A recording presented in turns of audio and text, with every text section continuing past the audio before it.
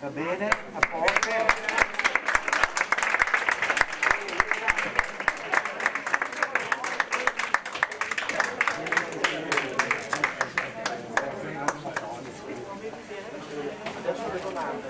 No, aspetta, facciamo adesso sempre l'accido.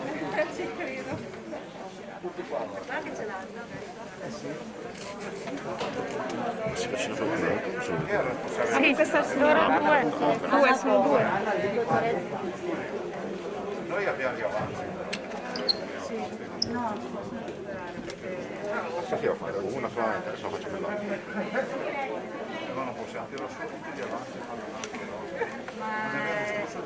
Ma l'informatore dell'azienda cittadino fa la prima fase.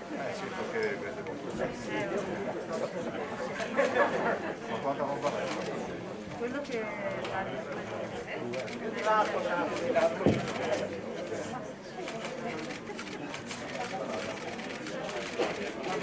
Perfetto. Mi raccomando, state qua 10 minuti. Cavallina.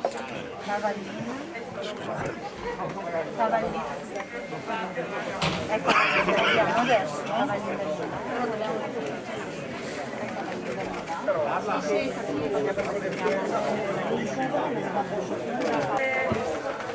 Sai? Sì, Come si sente? partito Molto bene, nessun disturbo, assolutamente come prima di farlo. Perché ha deciso appunto di aderire immediatamente?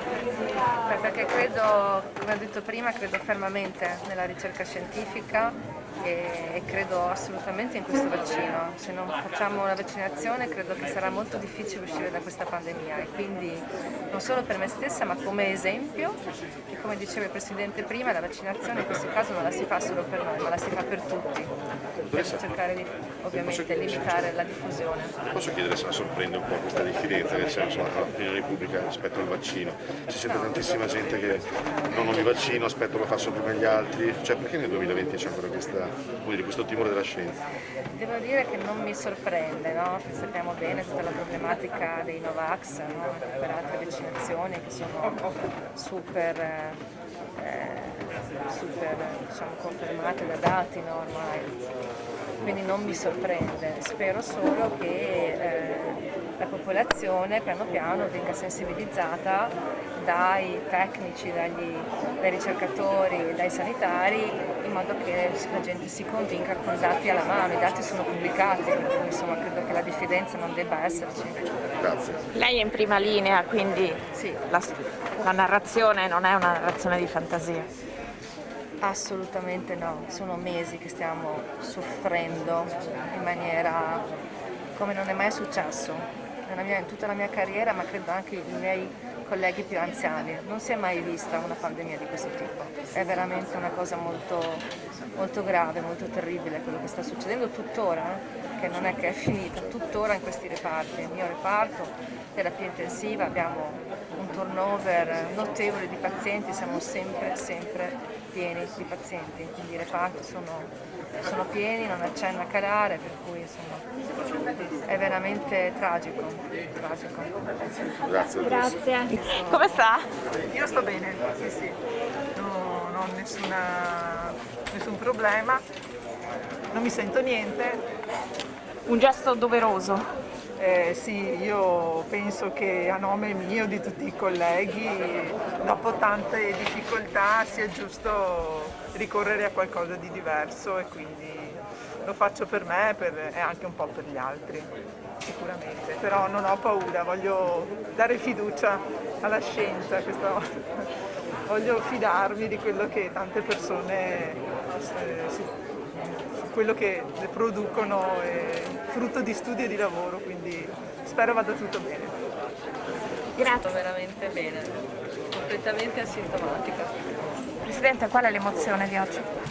Beh, sa, c'è una luce in fondo al tunnel, ringrazio la dottoressa Romagnoli che è primario di pneumologia qui a Treviso, è stata la prima vaccinata ma perché è categoria a rischio esposta al virus. Ecco, un'occasione per ricordare l'importanza della vaccinazione da un lato, che la dottoressa oggi l'ha fatta per prima in provincia di Treviso, e poi anche ricordare le protezioni. Considerate che i nostri operatori della sanità come la dottoressa Romagnoli hanno una percentuale di infezione minore di quella della popolazione, vuol dire che se ci si infetta di più non lavorando in ospedale ma fuori, vuol dire che si usano poco le protezioni.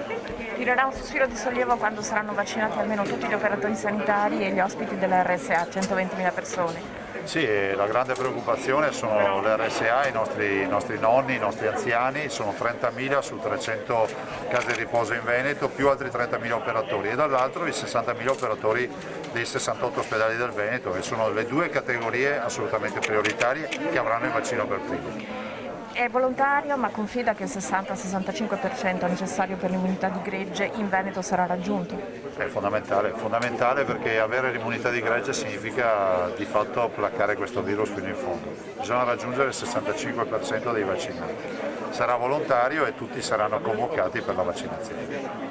Prossime tappe gestite dal commissario Arcuri. Le prossime tappe, da quel che è dato a sapere, forse avranno una fornitura di circa 470.000 vaccini alla settimana, il che vuol dire che per la proporzione in base agli abitanti, se 470.000 sono a livello nazionale, a noi dovrebbero toccare più o meno 38.000 vaccini alla settimana, quindi vorrà dire che faremo 38.000 vaccinazioni alla settimana.